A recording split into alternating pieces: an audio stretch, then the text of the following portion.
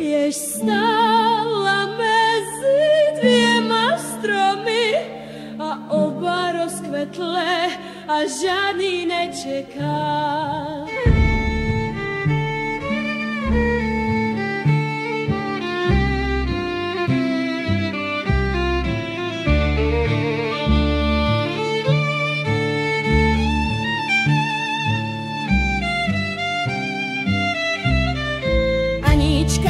Děva z kraje břez, v očích jiskry, v duši mes. Dva jí stáli u chýže prahu, jeden v knize, druhý v meči váhu. Prvý mluvil hlasem měkkým, rozum slovek zrak vždy vdál. Země je skruch a hvězdy běhají, on šeptal básně, mluvil v žaltách.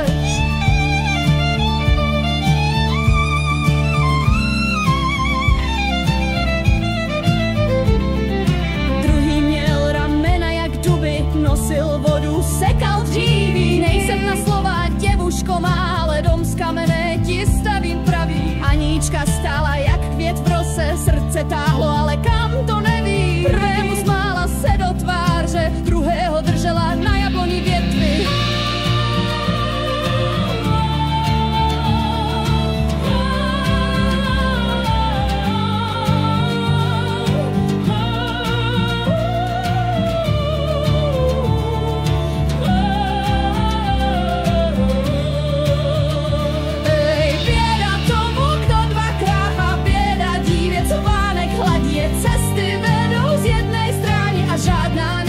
Když noha tápá.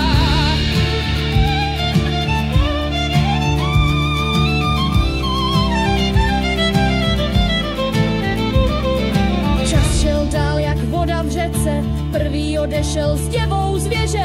Druhý si našel plavou lásku, Aníčka zůstala v svém lunameze. Sedávala při dřevěné brance, pohled vdál, v rukách prázdno. Snad semínko zasadím nové. Šeptla, no půda byla chladná.